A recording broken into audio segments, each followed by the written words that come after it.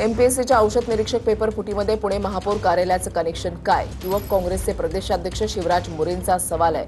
महापौर मंजुषा नागपूर यांच्या कार्यालयामधील महत्त्वाच्या व्यक्तीनं पत्नीसाठी पेपर फोडला असं शिवराज मोरेंचं म्हणणं आहे। सोलापुरातील आमदार पुत्राचं पेपर फुटीमध्ये कनेक्शन काय असा सवाल शिवराज मोरेने केलाय। मुख्यमंत्र्यांनी पेपर फुटीवर लवकरात लवकर कारवाई करावी अशी मागणी शिवराज मोरेंनी केली आहे। एमपीएससीच्या औषध निरीक्षक परीक्षेचा पेपर फुटल्याचा रोहित पवारांचा आरोप, तर प्रकरण माहिती नाही, त्यामुळे यावर आता भाष्य करायचं नाही अशी प्रतिक्रिया महापौर मंजुषा नागपूर यांनी दिली आहे।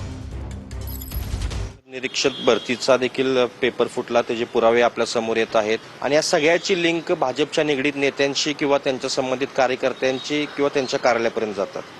पुण्याच्या महापौरांचा उल्लेख करण्याचं कारण असं आहे की त्यांच्यासोबत असणारा अधिकृत व्यक्ती, त्याच्या मिसेसचं देखील त्यामध्ये नाव आलेलं आहे आणि ती परीक्षा उत्तीर्ण झालेली आहे। त्याचे पुरावे आमच्याकडे सगळे आहेत आणि कशा पद्धतीने हा सगळा लिंकअप होतोय याचं देखील आहे। सोलापूर जिल्ह्यातील एका आमदार पुत्राच्यावर त्याचा व्यवहार झाला आणि त्याला 40 लाख रुपये दिले आणि 40 लाख रुपये दिल्यानंतर ती परीक्षा तो उत्तीर्ण झाला।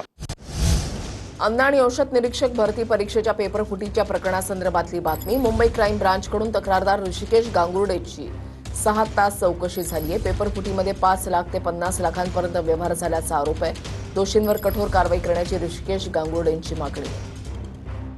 6 तास चौकशी झाली, माझ्याकडचे सर्व पुरावे देण्यात आले आहेत आणि लवकरच काहीतरी याच्यातून सोक्षमोक्ष लागेल।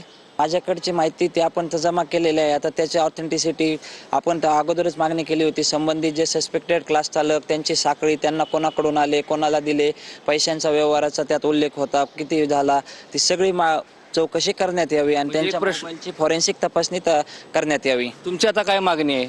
आता मागणी आमची अशी आहे की जोपर्यंत हा निकाल लागत नाही तोपर्यंत फायनल लिस्ट लावण्यात यावी आणि जर यामध्ये एकपेक्षा जास्त विद्यार्थ्यांकडे जर असेल तर हा प्रत्येक परीक्षा देणाऱ्या विद्यार्थ्यावर अन्याय आहे। म्हणून ही फेरपरीक्षा घेण्यात यावी। फेरपरीक्षा घेतल्यानंतर पण विद्यार्थ्यांना पुन्हा फी भरण्याचं बर्डन आणण्यात येऊ।